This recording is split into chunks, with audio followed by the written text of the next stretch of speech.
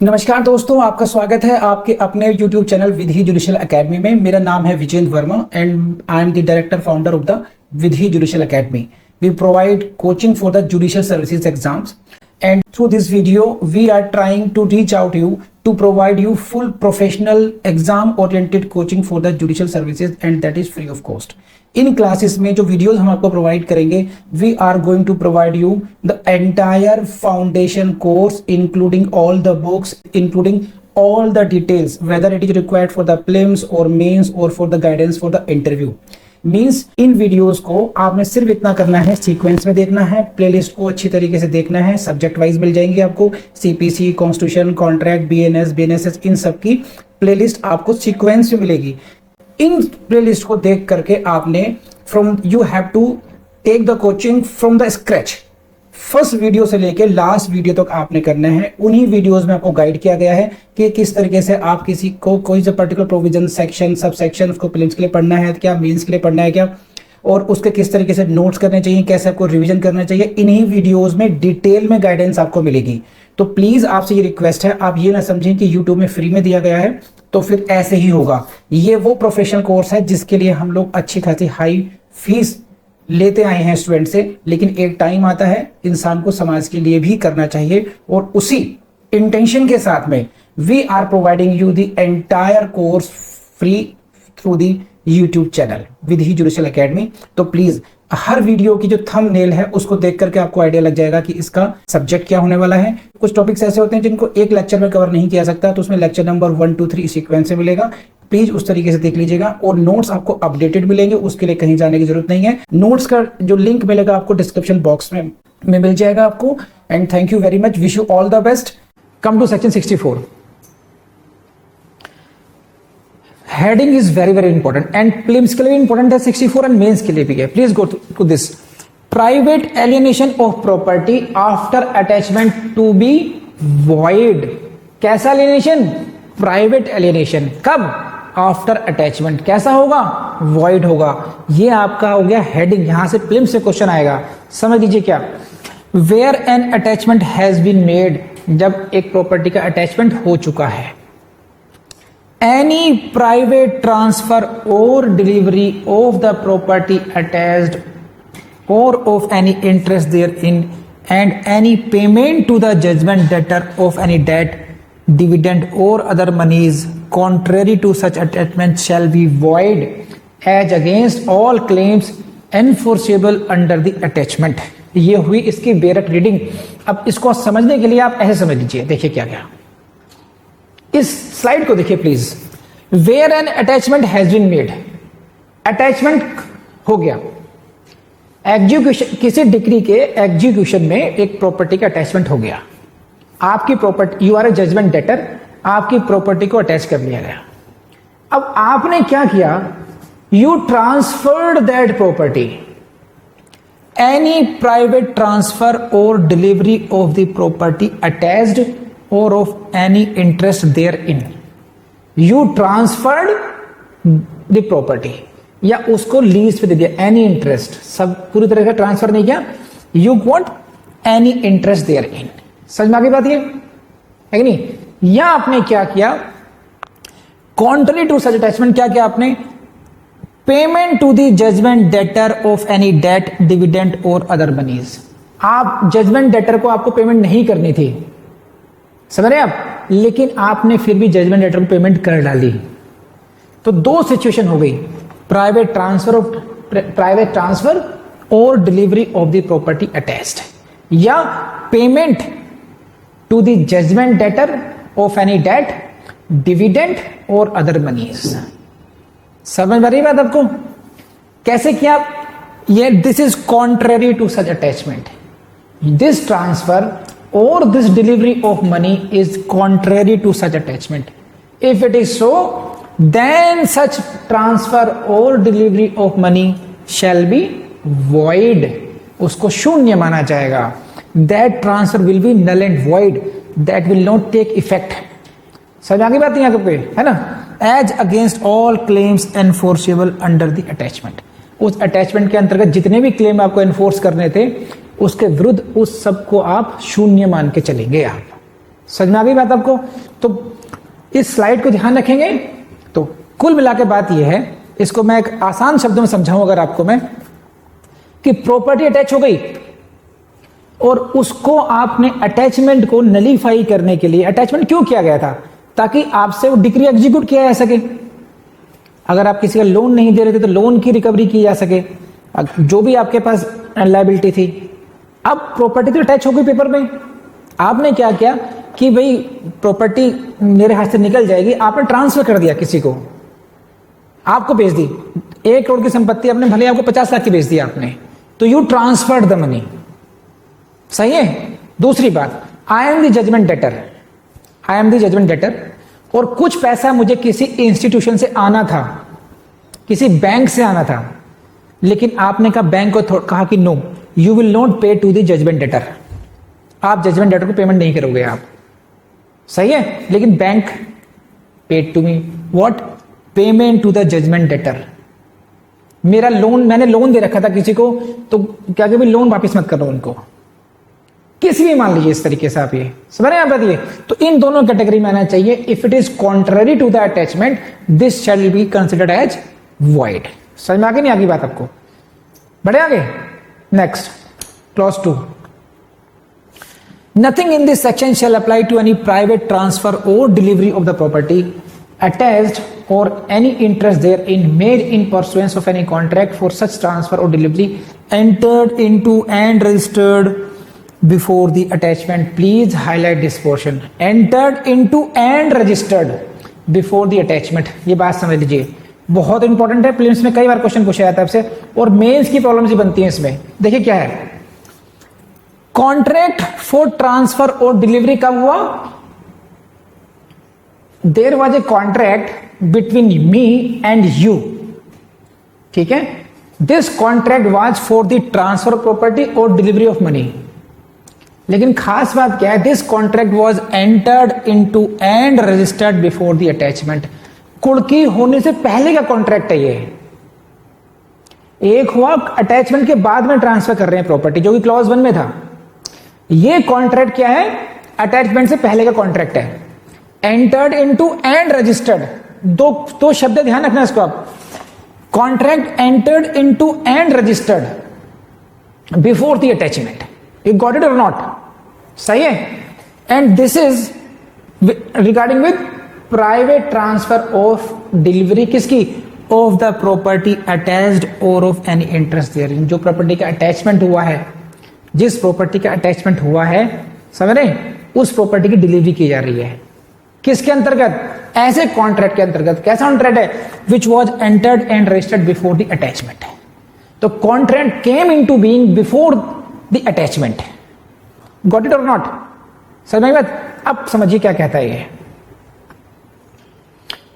कि ऐसी स्थिति में ये जो कॉन्ट्रैक्ट है, this contract shall not be void because it came into being before the attachment। लेकिन दोनों शब्द ध्यान रखना, entered into and registered, don't forget registered। this contract should be registered। ये क्या है देखिए, nothing in this section shall apply to any private transfer or delivery of the property। Section जो क्लॉज 1 है इसकी, वो क्या कहती है कि कोई ट्रांसफर होगा या डिलीवरी ऑफ मनी होगी तो वो void हो जाएगी, है कि नहीं है? लेकिन वो void नहीं होगी कब? क्लॉज 2 में। Nothing in this section shall apply to any private transfer और डिलीवरी ऑफ द प्रॉपर्टी। ठीक, कौन सी प्रॉपर्टी में?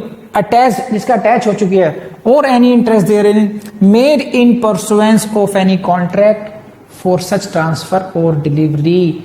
इफ द ट्रांसफर जो प्रॉपर्टी का हुआ है that is in pursuance of any contract for such transfer or delivery which was entered into and registered before the attachment।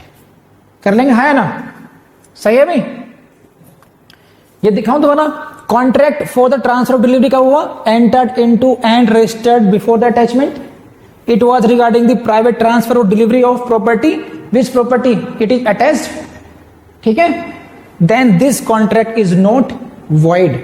and last में ये रहा आपका explanation, For the purposes of this section, claims enforceable under an attachment include claims for retaliable distribution of assets. कुछ खास का नहीं है, छोड़ दीजिए इसको आप। तो please go to section 65।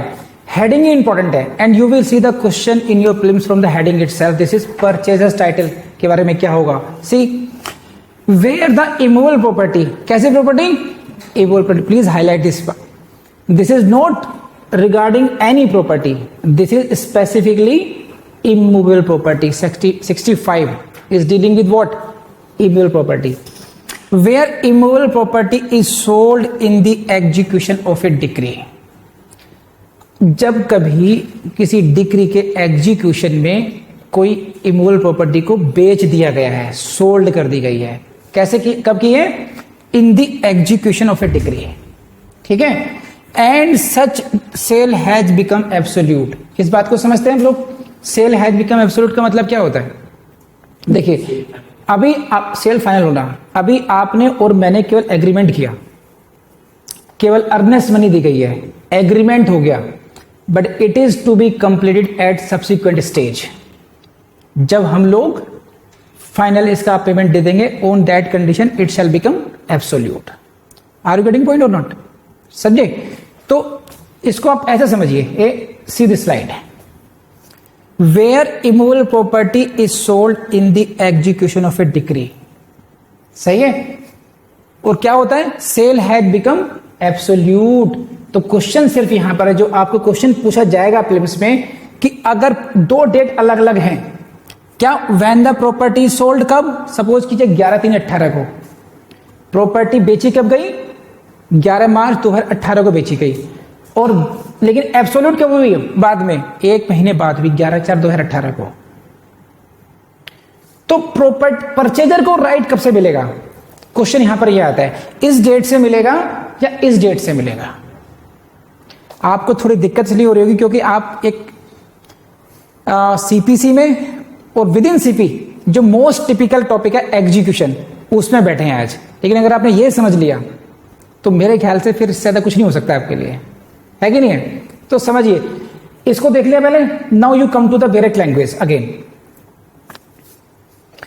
Where immovable property is sold in the execution of a decree, जब इमूवेबल प्रॉपर्टी को बेचा गया है एग्जीक्यूशन ऑफ प्रॉपर्टी में, डिक्री में, ठीक है। And such sale has become absolute, the property shall be deemed to have vested in the purchaser from the time when the property is sold and not from the time when the sale becomes absolute। कि जो purchaser है उसमें property निहित कौन सी date से मानी जाएगी। देखो क्यों है ऐसा, बहुत डीपर कॉन्सेप्ट है, इसको समझिए। एक व्यक्ति है रामलाल, उसके 3 बेटे हैं। अगर रामलाल की मृत्यु हो जाती है तो सर्वाइवरशिप से वो जो प्रॉपर्टी उन तीनों बेटों पर आएगी वो। लेकिन प्रॉपर्टी कब आएगी, जब पहले प्रॉपर्टी रामलाल में तो वेस्टेड हो जाए, नहीं हो जाए, पहले प्रॉपर्टी पास ओवर किसको हो जाए, रामलाल को हो जाए प्रॉपर्टी, सही है। तो ये देखा जाएगा कि कौन सी डेट को प्रॉपर्टी पास ऑन हो गई रामलाल को, इसको कहते हैं वेस्टिंग ऑफ प्रॉपर्टी। किस डेट को माना जाएगा, अब समझ रहे हैं क्यों जरूरी है। अब समझिए, प्रॉपर्टी कहां सेल हुई, in the execution of decree में हुई, ये बात समझ में आ गई।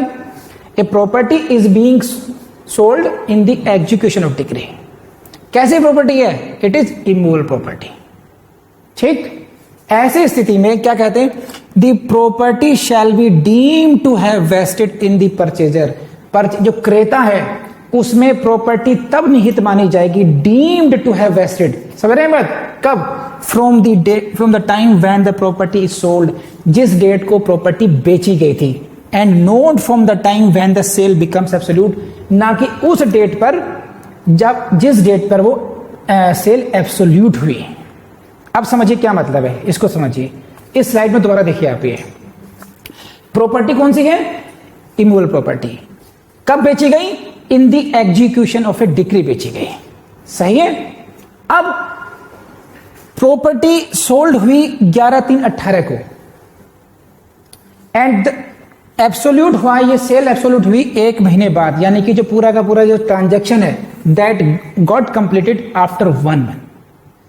तो ये परचेजर है, जो property is vested in the purchaser कब? From the time when the property sold. इस डेट से मानी जाएगी कि उस व्यक्ति के अंदर प्रॉपर्टी, उस व्यक्ति को प्रॉपर्टी इसी डेट को मिल गई थी, भले ही एब्सोल्यूट जो होना बाद की डेट में हुआ वो। It means what? Suppose sale हो गई प्रॉपर्टी की और ये रहा कि भाई it shall be treated as absolute only after the final payment. 11/4 को आप फाइनल पेमेंट कर देंगे, तब ये सेल आपके फेवर में एब्सोल्यूट मान ली जाएगी। रामलाल को 11 अप्रैल तक पूरी पेमेंट करनी थी।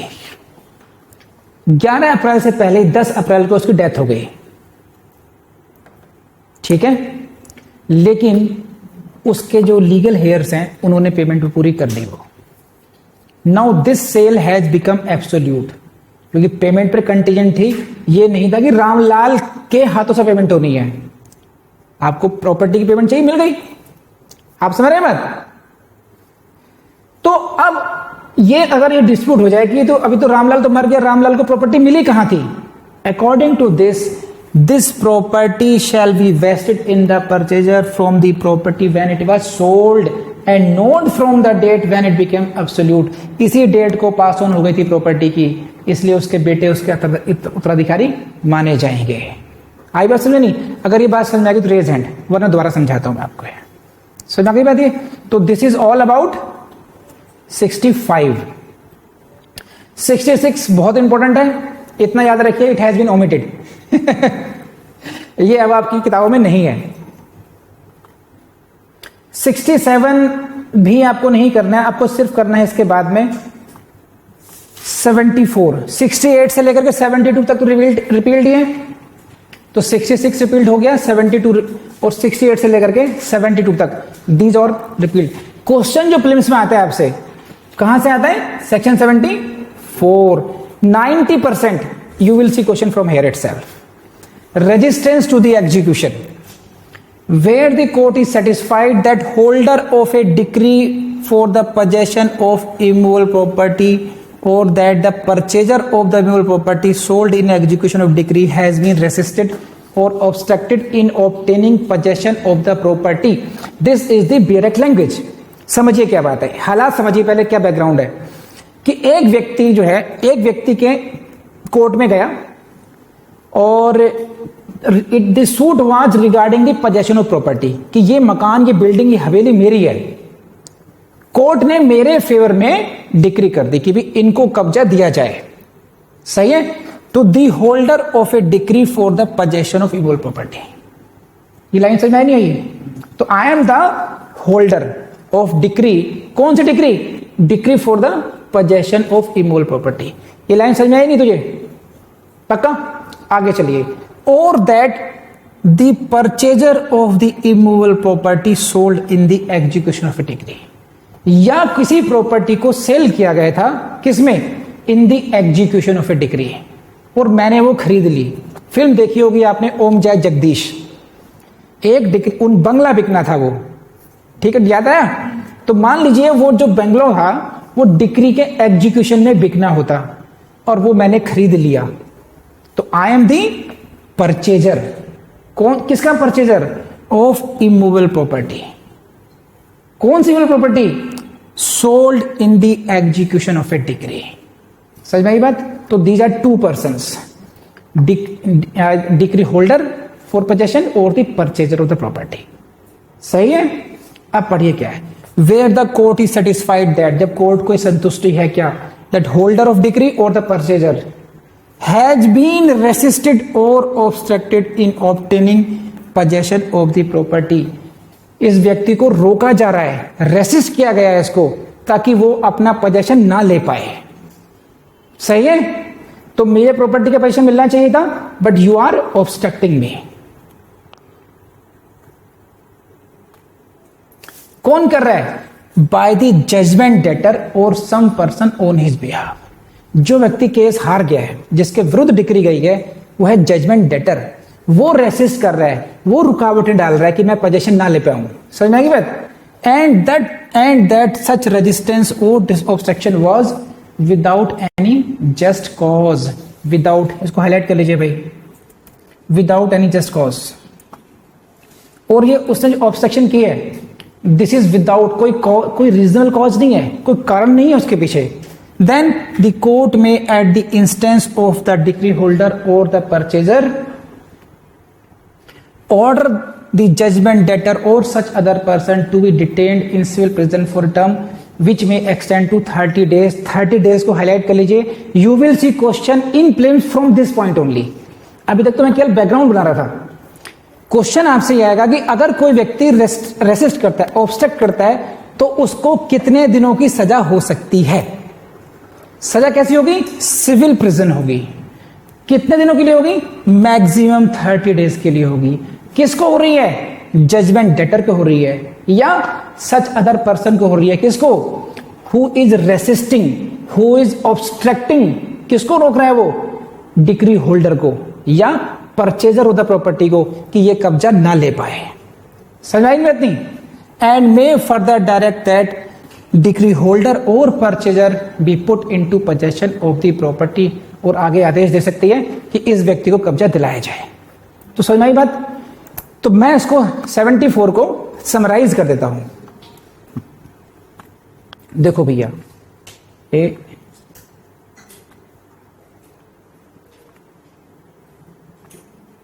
इसको ऐसे देखिए आप, दो लोग हैं। कौन से दो थे? The holder of the decree for the possession of immovable property. समझ में आ गया? समझा चुका पहले। या दूसरा कौन सा है? Purchaser of the immovable property sold in execution of decree. Either of them is what? Resisted or obstructed in obtaining the possession of the property. इनको रेसिस्ट किया गया या ऑब्स्ट्रक्ट किया गया। किसके द्वारा किया गया? बाय द जजमेंट डेटर और some person on his behalf. Judgment debtor वो व्यक्ति है जिसके विरुद्ध डिक्री आई है, वो खुद रेसिस्ट कर रहे हैं या उसके बिहाफ पे कोई और व्यक्ति गया हुआ है। और जो रेजिस्टेंस है, वो जो ऑब्स्ट्रक्शन है, that is without any just cause. If ऐसी स्थिति में the court can say that court can order the judgment debtor और such other person be detained in civil prison. ये आदेश दे सकते हैं कि ऐसे व्यक्ति को सिविल प्रिजन में निरोध करके रखा जाए, उसको वहां पे। और मैक्सिमम ड्यूरेशन कितनी हो सकती है? 30 days। तो पहला ऑर्डर कौन सा आया? Detain him in civil prison up to 30 days। Second order क्या आएगा? डिक्री होल्डर जो परेशान हो रहा है, and may further direct that decree holder और purchaser be put into possession of the property, उसको पोजेशन दिलाया जाए। तो दिस इज सेक्शन 74। हेडिंग से क्वेश्चन आएगा और जो डिटेल्स हैं यहां से आपको क्वेश्चंस मिल जाएंगे इसमें। ठीक है साहब? तो thank you, this is all for today. ये वीडियो आपने देखा, उम्मीद आपको पसंद आया होगा। आपने लाइक भी किया होगा, कमेंट भी किया होगा और शेयर भी करेंगे। आज मैं आपको एक टिप और देता हूँ यहाँ पर, ये कि आपको रिवीजन कैसे करना चाहिए। देखिए, रिवीजन के लिए आपको एक्स्ट्रा टाइम तो देना, वो तो करते ही करते हैं, लेकिन मैं आपको टिप देता हूँ। आपको जो आपका ट्रेवलिंग टाइम है, जो आपका खाने का टाइम है, जो वेटिंग टाइम है, उसमें थोड़ा थोड़ा रिवीजन करना शुरू कीजिए। आप देखेंगे आपका बहुत टाइम बचेगा, इसमें बहुत टाइम बचेगा और आप बहुत फास्ट लर्निंग कर पाएंगे। Thank you very much.